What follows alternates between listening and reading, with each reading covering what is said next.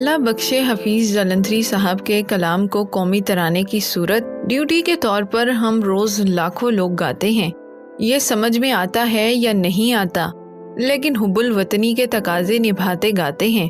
اگر ملکہ پکھراج اور ان کے بعد طاہرہ سید ابھی تو میں جوان ہوں نہ گاتی تو حفیظ صاحب بھی ادھورے رہتے۔ سیارہ ڈائجسٹ کے دفتر میں وہ اکثر مقبول جہانگیر کو ملنے آتے اور اکثر سموسے کھا رہے ہوتے۔ میں ہمیشہ مؤدب ہو کر ملتا اور ایک روز شو مئی قسمت ملکہ پکھراج کی گائکی کی تعریف کی تو حفیظ صاحب مشتعل ہو گئے۔